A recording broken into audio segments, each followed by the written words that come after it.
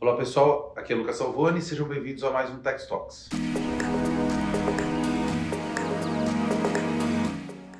O tema de hoje é o tema mais quente da virada do ano, diferencial de alíquota do ICMS. Estou aqui com o Gabriel Baccarini, um dos advogados aqui da área, especialistas em ICMS e processo. Nossa pretensão hoje aqui, eu e Gabriel, é passar pelos pontos mais práticos dessa discussão e não ficar muito entrando no tema da discussão do STF do ano passado, sobre o qual você já deve ter lido nos últimos dias. Tá? Começa então com uma pergunta direta aqui para o Gabriel, que é a seguinte: Gabriel, na nossa concepção, a Lei Complementar 190 produz efeitos em 22 ou não?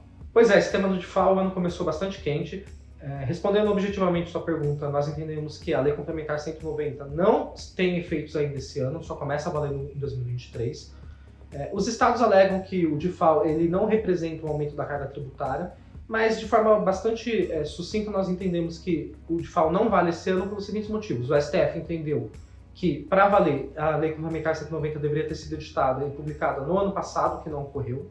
E ponto 2, a própria Lei Complementar 190, no artigo 3º, ela faz referência ao princípio da anterioridade nonagesimal, que por sua vez faz referência direta ao princípio da anterioridade anual. Não, tá ótimo, Gabriel, tá entendido, mas então eu te faço a provocação. Os estados estão editando normas prevendo a cobrança, como é que isso fica? Luca, essa é uma excelente pergunta. Acho que em primeiro lugar a gente precisa destacar que nós entendemos que os estados precisam editar leis próprias para regulamentar essa cobrança. Acho que esse é um ponto importante. Em relação às leis estaduais, a situação é um pouco nebulosa, mas para resumir a gente tem 3 situações. A primeira situação, alguns estados já no final do ano passado, ou início desse ano, editaram as suas leis estaduais para reinstituir o DIFAL. E nessas leis estaduais já previram respeito ao princípio da anterioridade nonagesimal. São alguns exemplos, São Paulo, Minas e Santa Catarina. Então, as próprias leis desses estados estão falando que a cobrança do DIFAL só começa a valer depois de 90 dias. Perfeito. Existem alguns outros estados que eles já editaram suas leis estaduais também, mas as leis estaduais não prevêem nada em relação ao princípio da anterioridade anual ou nonagesimal. Nesses estados, a gente coloca com uma situação amarela, uma bandeira amarela em relação à possibilidade de cobrança imediata do DIFAL. São exemplos desses estados: Pernambuco, Piauí e o estado da Bahia.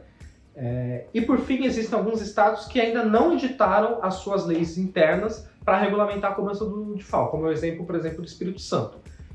Esses estados, na nossa compreensão, vão ter que editar em algum momento sua lei própria para possibilitar a cobrança do DIFAL, porque a lei complementar sozinha não é suficiente. Bom, então, Gabriel, você está pintando um cenário para a gente no qual a lei complementar não deveria produzir efeitos esse ano e as leis dos estados, que têm como pressuposto de validade, segundo o próprio STF, essa lei complementar, também a reboque não deveriam produzir efeitos esse ano. Mas a gente tem sinalizações, tá? Uma sinalização do Sindifisco, um convênio que acabou de ser publicado, que eu chamaria hoje de sinalizações ainda indiretas, mas sinalizações de que os estados pretenderão cobrar. Então, como ficam os contribuintes nessa? O que fazer? Pois é, Luca, apesar de não termos notícia ainda de nenhuma cobrança direta, fato é que a perda de arrecadação do DIFAL é gigantesca, então nós não acreditamos que os estados vão simplesmente abrir mão dessa discussão. Então o que nós imaginamos é que, seja de forma imediata, nem respeitado o princípio da anterioridade nonagesimal, seja pelo menos daqui 90 dias, essa discussão vai acabar surgindo. Se você tem uma empresa e se vê compelido ao pagamento do DIFAL, o único caminho que infelizmente sobra é o ajuizamento de uma ação judicial que deve ser ajuizada em cada estado que está realizando a cobrança. Por isso é importante que você mantenha uma fiscalização e uma verificação estado a estado da situação daquele estado. Além disso, temos sido questionados sobre a ação que foi ajuizada recentemente, no último dia 14, pela ABMAC, que é uma ADIM que está no Supremo, que tenta discutir o tema também. Particularmente aqui no escritório, nós não acreditamos que essa ação ela servirá de guarda-chuva para todos os contribuintes, apesar de isso ser possível, por 2 motivos. Primeiro, uma questão temporal. Não existe uma expectativa e nem um prazo legal para que a liminar dessa ação seja apreciada de forma célere. Então, o que é uma pena, mas é possível que essa apreciação acabe demorando semanas ou meses, o que não é interessante para os contribuintes. E ponto 2, o próprio espectro da ação nos parece muito restrito à questão da Lei Complementar 190, não abarcando as legislações estaduais. Um ponto esse que também nos parece bastante importante para a discussão do tema. Tá, mas Gabriel, vamos lá, para terminar. Dado que nos parece que a ação da BIMAC, embora seja uma ação ampla, não vai resolver a situação como um todo para todos os contribuintes, e dado que os contribuintes possivelmente serão obrigados a ajuizar ações individuais, nós temos sido muito questionados pelos clientes em relação aos benefícios de cada uma das ações. Como conduzir isso ao recolhimento de ICMS a partir do ajuizamento da ação. Por quê? Porque, para efeitos de ICMS, existe uma regra máxima, que é o artigo 166 do CTN, segundo o qual, dado que você transfere o ônus daquele tributo, você não pode reaver aquele tributo depois, competiria em tese ao consumidor final que arcou como contribuinte de fato, reaver aquele tributo, o que em termos práticos é muito difícil. Tá? Nesse sentido, o que os contribuintes têm nos perguntado é: o que eu faço agora? Eu ajuizo a ação, sigo recolhendo, não sigo recolhendo, deposito? Conta pra gente um pouco na prática, Gabriel, como lidar com esses problemas. Pois é, Luca, esse artigo 66 de fato é um complicador. Nós temos discutido com alguns clientes, temos 3 situações possíveis. A primeira, que nos parece muito arriscada, é simplesmente deixar de recolher o DIFAL, né? Não destacar em nota e deixar de recolher. Por que isso nos parece arriscado? Porque se lá na frente os estados conseguirem a cobrança do DIFAL em 2022, todo o ônus, né, do pagamento desse tributo vai ficar com a empresa. Então, em relação a deixar de recolher o DIFAL, nos parece que existem 2 caminhos. O primeiro é deixar de recolher o DIFAL e reduzir em razão disso o preço para o consumidor final, né, o que dá um ganho concorrencial, mas ao mesmo tempo também em caso de queda da decisão ou confirmação da possibilidade de cobrança do DIFAL em 2022, o ônus de arcar com esse tributo vai ficar todo com a empresa. Ou 2, deixar de recolher o DIFAL, não repassar na nota fiscal, manter o preço atualmente praticado, aumentando a margem de lucro da operação.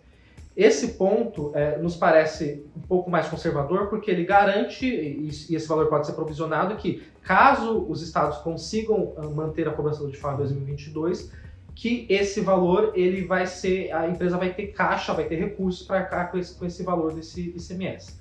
Fora isso, a gente tem sido muito questionado como que funciona a questão do depósito judicial. A gente sabe que alguns outros escritórios têm recomendado a realização do depósito como uma forma de tentar superar os óbices do artigo 166 do CTN. Nós discutimos bastante esse tema aqui internamente e não nos parece que a mera realização do depósito por si só seja um salvo-conduto para a não aplicação do artigo 166 do CTN. Por quê? Ainda que eu deposite, o fato é que se eu destaquei aquele tributo em nota fiscal, eu transmiti o ônus financeiro do ICMS e deveria cair na mesma regra geral do artigo 166 do CTN. Então a gente tem discutido, não existe uma resposta padrão, cada caso tem que ser verificado caso a caso. A gente tem discutido com alguns clientes nossos a possibilidade de tentar incluir nos sites ou até nas próprias notas fiscais alguma forma de tentar autorizar que os clientes, né, os consumidores, eles autorizem a restituição do ICMS indevidamente recolhido em seus nomes, se o DIFAL se comprovar é impossível de ser exigido esse ano. A possibilidade de depositar o valor, mas não destacá-lo em nota fiscal, então fazer um controle paralelo, vamos dizer, dos valores a serem depositados, sem transmitir esse ônus financeiro em nota fiscal. São várias as possibilidades. Isso vai ter que ser um pouco ainda testado, discutido caso a caso, mas com certeza ainda vai render muita discussão esse ano. Bom, pessoal, a gente tentou passar para vocês os aspectos mais práticos dessa discussão, tá? Sem entrar no detalhe de cada ponto específico, pressupondo que vocês já conheçam o emaranhado, os nós que nos trouxeram até aqui em relação a 190, tá? O tema está vivo, nas próximas semanas deve ter novidade, a gente vai fazer pílulas de Tax Talks à medida em que isso aconteça, para vocês se manterem atualizados e sintam-se mais que à vontade para nos mandar e-mail se vocês precisarem de mais algum detalhe em relação a isso. Obrigado.